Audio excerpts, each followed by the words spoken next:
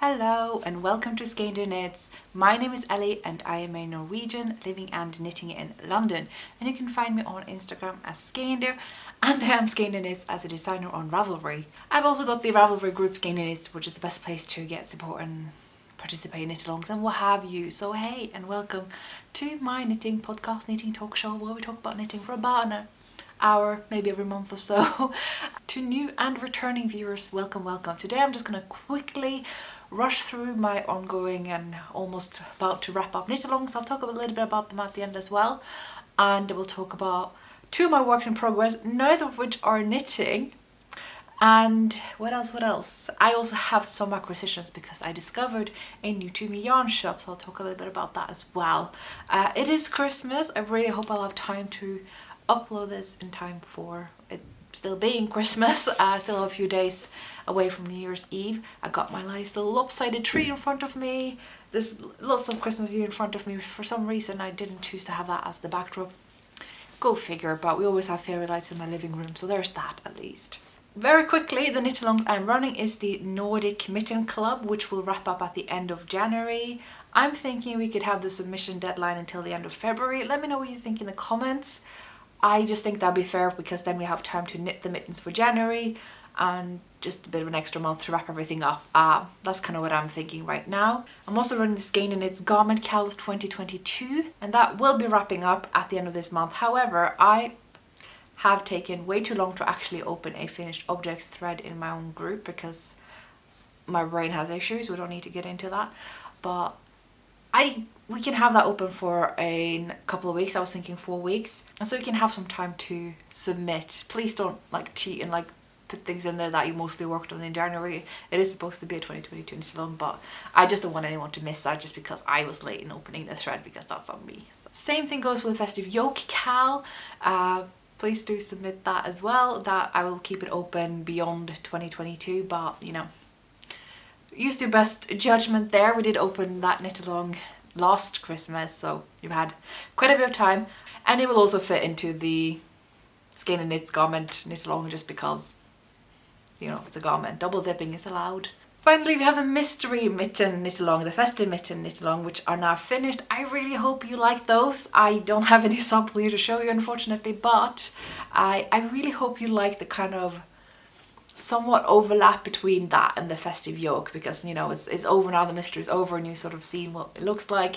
And so I liked it because it has a bit of a repurposing option there, the way that the jumper has as well. So now that you have the full mitten pattern, actually you can take the charts and mix and match. You can take charts from the yoke pattern and mix and match. There should be 20 patterns in that pattern, so if you have both, you know, you have a lot of options there for future mittens in a sort of similar style. So I kind of thought that'd be fun. So even when you finish the mystery, the pattern should still be kind of fun to have in full. So I hope you enjoyed that. I made a thread for that as well, so if you want to submit in the Ravelry group, yeah, I'll leave that open for say 4 weeks or so as well. That seems fair. So before I get into my works in progress, there's some hints in the background there. I do want to talk a little bit about knit-alongs. I realised I just said I was going to do that at the end, but since we're already on topic, I want to talk a little bit about them. I will be doing the usual price draw and stuff for this year's knit-alongs, but I am finding it is stressing me out. It was stressing me out last year and a little bit less before that, so it seems to accumulate a little bit. And so I'm sort of thinking oh, maybe we're just not doing knit-alongs next year. Maybe we should just drop them entirely. But actually, I wondered, and I want to hear your opinions in the comments below if you're someone who takes part in my knit-alongs once or twice or always. What do you think? Could we have knit-alongs running without prizes, without winners, just having them as people knitting together, which is really what knit-along is about. The prizes are really just kind of a bit of a incentive, a bit of a way of wrapping it up. I just know I will have a very busy year ahead, most likely. As much as I enjoy living here and would like to continue doing that, rent's going up so much. It's more than a 10% increase for us. It might be a bit of a year next year, so I don't want to really promise anything, but I also think that if you guys want me to, this is the summary, if you want me to, I can continue running the Skeindeer garment knit-along, for instance, but without prizes and winners, and just having an open thread for people to knit together and post their finished items. We can do that. But if you don't think there's a point to that without prizes, let me know that as well. We can work this out, I'm sure. I just know that I'm running out of prices and I'm running out of time and spoons to sort that out in the coming year. But for the current knit-alongs, we'll be doing business as usual. Also, if you want to send in prices, it's still not too late to do that. If you're someone who has a small business, maybe you dye yarn or make bags, anything like that, I mean, that's an option as well. So now that we've finally got that out of the way, lots of words just to say that, I really do want to talk about my works in progress, because I've had 2 projects that really kept me going this December, and they are crochet projects. I have no recollection if I already filmed myself talking about this project in the last episode that you'll probably just have seen, because it will come out right before this, but it is a couple of weeks since I recorded.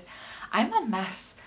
Nobody's shocked, but I'm pretty sure I talked about it then. I got this crochet basket going. It's come a long way, but I have had a little bit of a break because it is firm, so I'm kind of hurting my wrist a little bit working on this. I'm not gonna lie there, it's a tough one. I'm using a crochet hook, 8mm, not sure what letter that is, but I'm using the Prim ergonomic hooks, which I am so enamored with. I am buying all the sizes. These are the only ones that aren't like killing my wrist. I mean, I'm still getting some pain because this fabric is so firm, but generally it's such a better experience than like I would have had with the usual hooks that I use, the sort of normal kinds of hooks, right? So yeah, Prim ergonomics. I definitely will keep on using these, even though I'm one of those people that hold the hook like all the way here, so I'm not sure why this whole handle is helping me, but it does. So, but yeah, recap this project. I am holding about, I think, 10 strands of hand-dyed yarn. The majority of it is Circus Tonic handmade from the advent calendar that she sent me a couple of years ago. There's also some other minis from past projects of mine and friends of mine that we have swapped, and I will say I have probably a mini each of these strands left, so it probably won't be as tall of a basket as my previous ones, but I kind of like it to have to carry around things in it. So I got these here and I got some minis on my coffee table here, so that's about it. I could have finished this during Advent, and that was I thought I would finish it halfway into Advent, but I had to rest my wrist and I got this other project that absolutely had me sucked in. But first, a little bit of a close-up. I don't know if it's picking up on the camera, but this sparkles. There are 2 of these 10 strands that have glitter in them. So that's, I'm all about that, to be honest.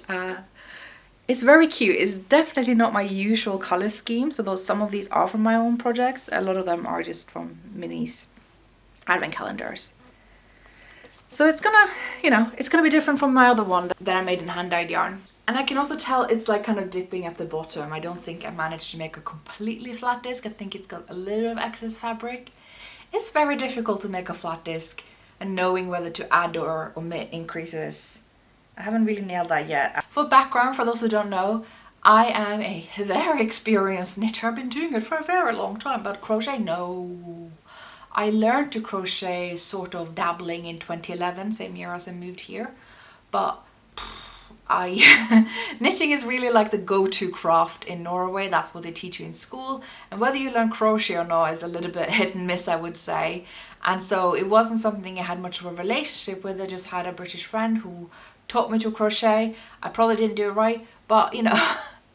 So I made a couple of things, mostly just a case for my old not so great crochet hooks, and some flat discs that was supposed to be a bowl but really didn't work out. A lot of things like that, a lot of improvised stuff. Knitting is really my true passion. It's not that I sit here and think that it's like the superior craft. I never really understood those discussions. Like crochet is good for what crochet is good for, and knitting is good for what knitting is good for. I think knitting is great for clothing, garments, you know, traditional color work, outfits, that kind of stuff that I'm into, right? But then crochet is amazing for these like mandalas or doilies, and you know, what I've been working on, which I'll get to. I think crochet is generally better for things, you know, decor items. Like there's just like so many things in crochet that I am itching to learn. I also want to learn Tunisian crochet because I think that's pretty awesome for garments. I have a favorite craft, but I don't really understand the big debate about which is the better one, because that seems like comparing apples and oranges, you know.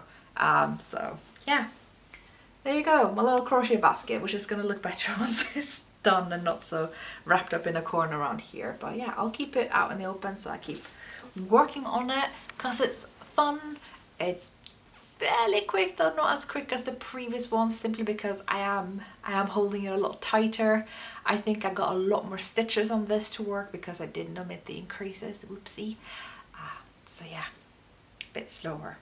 But yes, I'm gonna kind of mix up my my acquisitions and the last work in progress, if you don't mind, because I had a lovely little trip to a new to me local yarn shop. I say local because technically I suppose it's in London. It's a yarn shop called Knit with 2 T's in Teddington. So Teddington is arguably London. It's like beyond Richmond and beyond that way.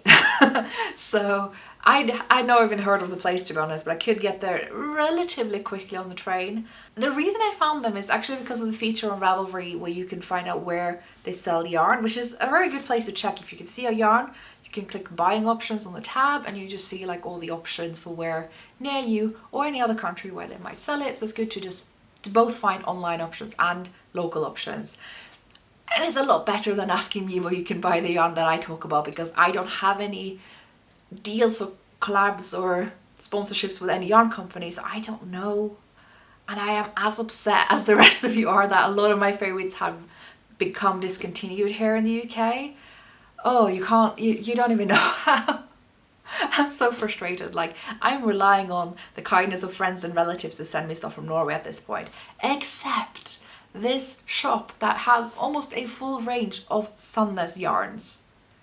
Sandnes is kind of like the bread and butter go-to yarn in Norway. It's our Rowan yarn, or our knit picks, whatever the equivalent in your country is. It's what you'll find in pretty much every yarn shop in Norway. It's the yarn that everyone pretty much starts out with. It's the yarn company that holds claim to the merriest. Like, they are one of the big ones. So knowing that there's a yarn shop I can actually go to in person, even though it is all the way on the other end of London and then some, I had to go and find out for myself, despite the weather, despite the train strikes, despite being stuck on the platform on the train station afterwards. It's a really cute town. I'm glad I made it. And yeah, walls and walls of Sandnes yarn and Filcolana yarns and some other yarns that were really new to me. I'll definitely make the trip back, and I'll also make sure to make orders for when I am missing any of those yarns.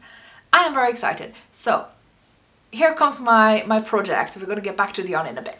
Tangent. There's layers to this story, okay? I've been really into this show in Norway on Norwegian TV. I think anyone can watch it actually, but it is in Norwegian, and it's called When Nobody Should Think That Anyone Could Live. It's just so cute because it's about people who live really off the grid in Norway, whether they live a place you can't get to by car, or you have to get there by boat, or they live off the land, or they don't have electricity or water, like whatever it is for those people. Like, it can be a different story every time. And I've been watching it from the beginning when they started sending it when I was like 9 or 10. I did not love the show back then, but it's grown on me now, and I'm like, goals. I think I should have that life instead of being, you know, squeezed for every little dime renting here in London. But oh well, the choices I've made. And there's one episode with this woman who lives super remotely, of course, on this mountain hillside in a fjord, and she's interviewed talking about that, and in the background there's this crochet blanket. And I don't like granny squares, I thought. They never really had the warm and fuzzies to me. Like, I like a good knit blanket, be it color work or lace. I love me a good woven blanket. I wish I could weave, to be honest. Just need a big room for a big loom. And so I saw that crochet blanket, and I'm like, I guess I'm now someone who likes crochet blanket, because that gives me the warm and fuzzies. That is kind of, that's goals, you know. I'm now looking at other crochet blankets and I want to make those too, and I've really like come around to these granny squares. Yeah, so I suppose you could say I've changed my preferences a bit, but definitely had to make that blanket. But it's been a couple of challenges because the footage is old. It's very hard to make out the colors of this blanket in the background. I was like squinting and trying to zoom in and getting a sense of the colors, and the more I looked into it, the harder it was to see the colors, how many there were. But I haven't finished watching all seasons yet, but I managed to go a little bit ahead and find that there is like a Where Are They Now episode where they're just like revisiting the earliest guests. And yes, this woman was included there as well, and she's still living there, and still in the background she had that crochet blanket, filmed with much better quality filming. So the finish was better and clearer, and I could see the blanket a little bit more clearly and make some choices about the colors. I don't know that I got all the colors right.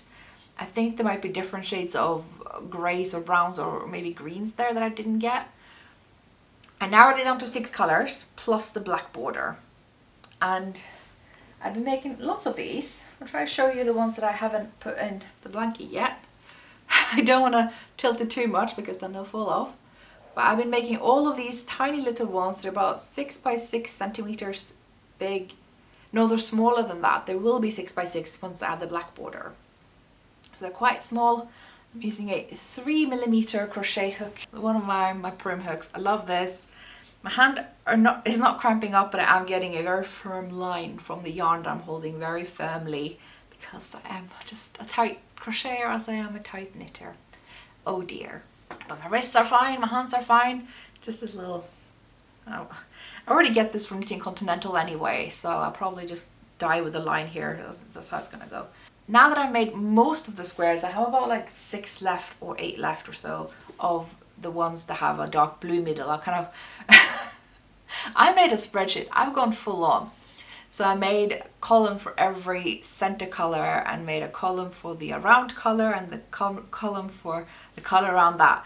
So I've sorted them by the center color. So we got 20 with the dark blue, 20 with the gray, 20 with the neon orange, 20 with the mint, 20 with the yellow, and 20 with the reddish brown. And then I made all the unique combinations of colors with these 6 colors, except one, because I only need 119 squares, not 120.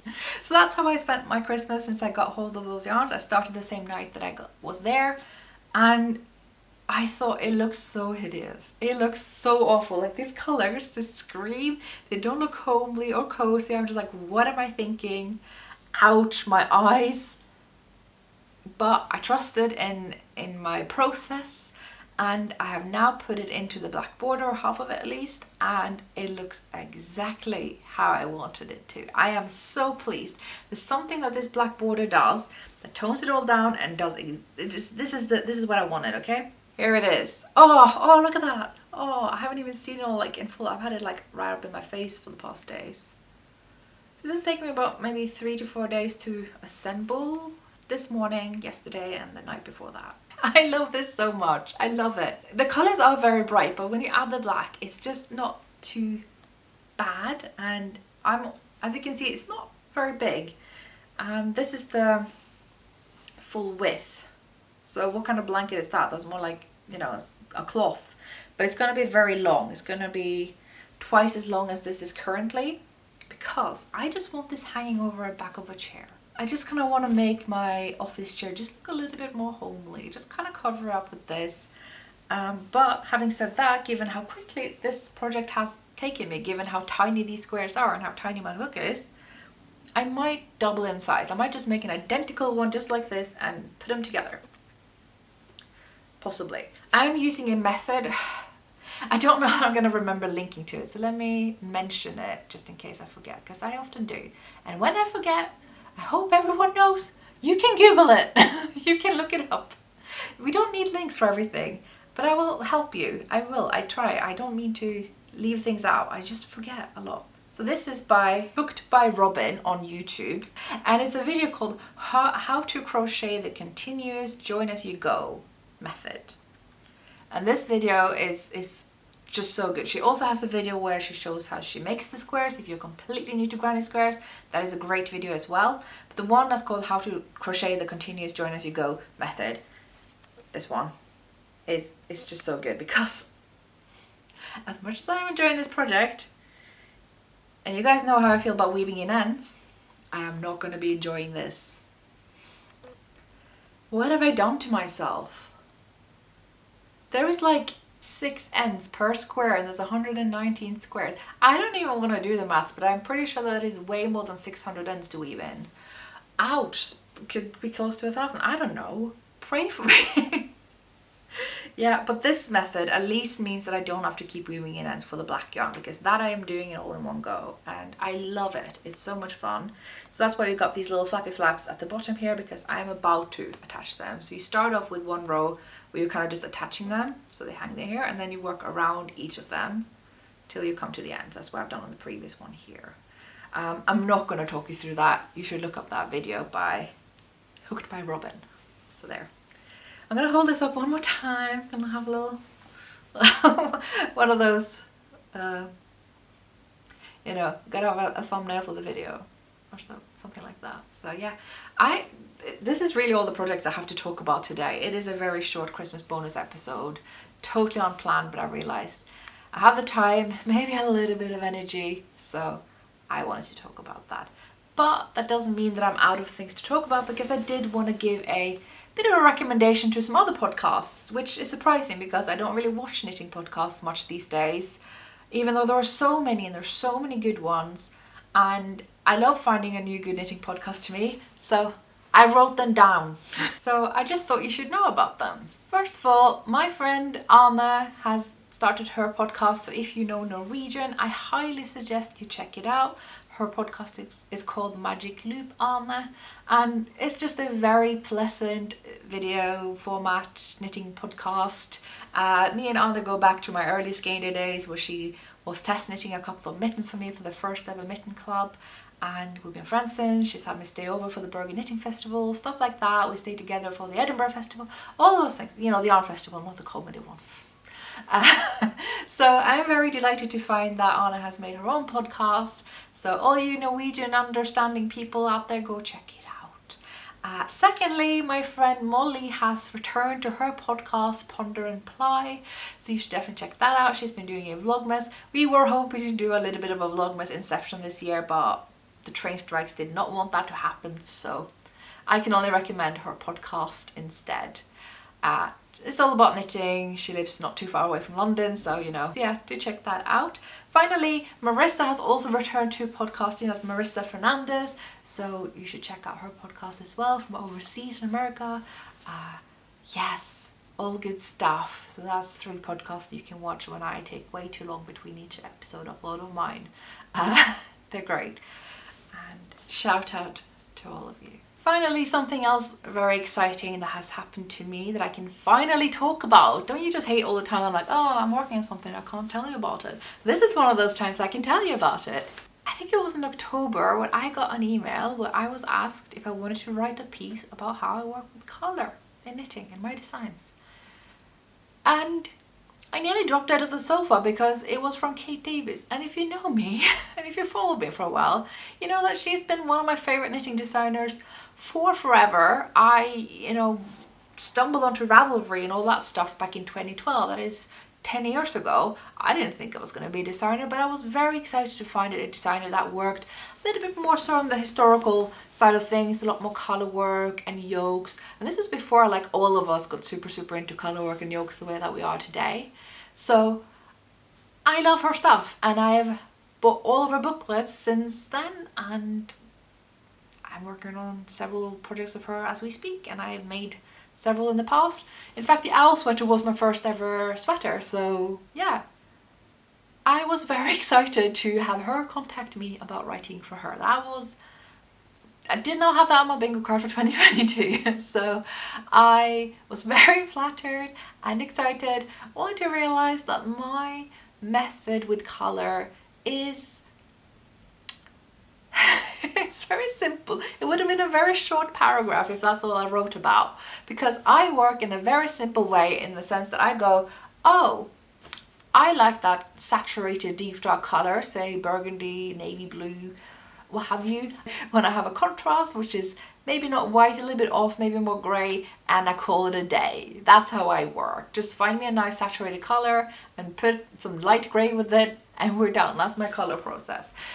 Skeindeer exposed. So I didn't quite know what to write about for a while. I was very excited, but I couldn't think of anything, and I asked her about some of the ideas that I did have, and she was very excited about one in particular where I kind of talked more about historical colour use, because that does inspire me and it does influence me, but it's also something I try not to be tied down to and hold myself to. I think, you know, if I want to use mustard yellow where people traditionally used navy blue, I'm gonna use mustard yellow, right? So that's what I wrote about in the end, and you can read about it on her blog. And if I forget to link it, you can write Kate Davis' blog and you find it there, but I will try to remember to link to it. I'm just There's a big gap between me recording, editing, and then putting up the notes. It doesn't always get, it's like I'm 3 different people at that, you know what I mean?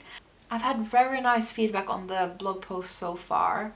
It's been very, very flattering, and I've had a lot of fun with it because, as you know, I have a massive bookshelf of knitting books, and they're not all just pattern books. A lot of them are museum books. They are historical, you know, journalistic pieces, research pieces about Norwegian knitting through the ages. I say through the ages, really most of what we think of as Norwegian knitting is from the 1800s, even mid 1800s till today. So not as old as we tend to think. You know, if you think like Vikings, like no, they did not knit. And if you think older than 1800s, you're gonna find some very thin yarn on like cocktail thick needles. It's not what we think of as hand knitting today.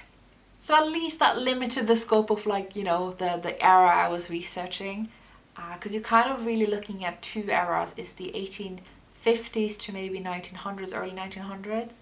That was like the first wave, the one where we have the Satistar, the cyber mittens, you know, all those lovely warm and fuzzies that all culminated in the Anniken Sibren Bøhn book in the early 1900s. And then we had the second knitting boom that came just after the war, because people kind of rekindling their national spirit and all that stuff, and that's when the Marius came about, and we have a lot of what we think of as Norwegian knitting today that kind of comes from that era. And I just wrote about the colour use from the first wave, and if we sort of have accurately interpreted that in the second wave, if you will. And we kind of haven't, but we sort of mysteriously use the same colours regardless, even though they mean different things to us today. It's interesting. Have fun with that. But it did make me think. I've been toying with the idea of having a Skeindeer blog. You know, I have great plans for a Skeindeer website with a shop that you can buy patterns independently of Ravelry, and that we can have maybe more features that aren't limited to that site, and to have a blog. Only reason that's been taking a lot longer than I thought it would is because of other things I've got to do before that. Otherwise I'm making my work double, and it's not a good idea when you do everything on your own, which is also not a good idea in the first place. So I'd like to hear what you think, if you think there should be a Skeindeer blog. I don't think I can keep up that kind of a performance all the time, because that was a lot of work, but I also do love doing this stuff and talk a little bit about technical knitting, and also have places to refer to every time there is a method, a thing to know about knitting, any sort of thing like that. I am also, this is just like a self sort of punishing episode. I know I am awful at replying to comments, but I want you to know I read all of them. And I'm always appreciative, and I reply in my head and sometimes with a keyboard. In the new year, we hopefully will have things a little bit more streamlined so that I'm not exhausted by everything that I put on my plate, because it is me putting them on my plate at the end of the day. And hopefully I won't feel so guilty about all the things I don't get to, but I just want you to know that I do see and read, and it's nice. And it's also been very nice to hear from you in my Vlogmas series. That's been lovely, so thank you so much. And I was gonna say that about wraps up the video, but it doesn't. I forgot some of my acquisitions, because of course I couldn't just come home with the Filcolana Saga lamb's wool, which is what I'm making the blanket with. I totally forgot to mention that. Okay, I'm not gonna edit this. This is organic. These are my colors, except for the navy blue, which is mysteriously missing. No, it's here. Okay, so these are the colors that I've used. I looked at them in the shop, and when I came back home and I was like, this is so awful. I hate them. But it's really not my palette. Those of you who know, you know. But they just came together exactly how I wanted them to. Something to be said for going out of your color comfort zone, I guess. I bought other yarn as well, so that's kind of what I want to talk about. But before that, so there's one yarn that stands out that isn't Filcolana Saga, or what is used to be called the New Zealand lamb's wool. So the New Zealand lamb's wool has got 300 meters per 50 grams, and it's all kind of sort of muted colors. Even the mint color isn't too bright. But there was one color I couldn't find among them, and that was the new Tynn Per Gynt by Sandnes. I have complicated feelings about this yarn because I miss Tove, and it feels like they took away Tove to make room for Tynn Per Gynt. And I do like Tynn Per Gynt, but it's not Tove, because Tove was woolen spun and Per Gynt is worsted spun. Girl. But it is really nice, and I do like Per Gynt. I hope they will expand the color range, but at least they have this very, very bright orange. I wish it was leaning a bit more on the pink side, like more of a bright coral, but it does the job. I found my colours and that is why this is poppin'. So there. Finally, the yarn I want to talk about that I also got from this yarn shop that I got a lot of help with. I really want to give a massive shout out to Knit in Teddington. Lovely yarn shop. So exciting to see all my favourite Scandi yarns. It felt very much like the sort of yarn shops that you find back home in Norway. It felt like maybe the selection was a little bit more on the Danish side because they had lots of knitting for Olive as well. A little bit like, you know, what I get from when I go to one of my favourites in Oslo, Garntopia. It's just very exciting to have these kinds of options here in London. But there was one yarn I hadn't seen before and I hadn't felt before, and that was this yarn by Juniper Moon Farm. Unfortunately, we don't have a touch of vision here. We don't have tactile podcast, so you can't feel this, but this is so lovely and soft yet woolly and just feels, you know, rustic but soft. They're not mutually exclusive. And so yeah, I had to get these home with me. This is the Patagonia Organic Merino. Finest organic merino humanly raised in Argentina. 100% wool, 100 grams, 350 meters each. I'm gonna say it's about maybe sport weight. I got 4 charcoal ones and 4 natural white ones.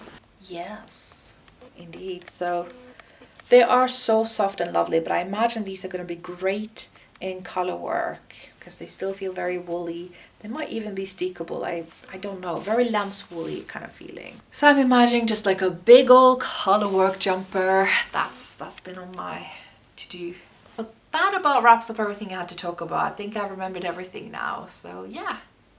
Thanks so much for watching. I hope you have a lovely little Christmas time or whatever else you do this time of year, and a happy new year. Bye.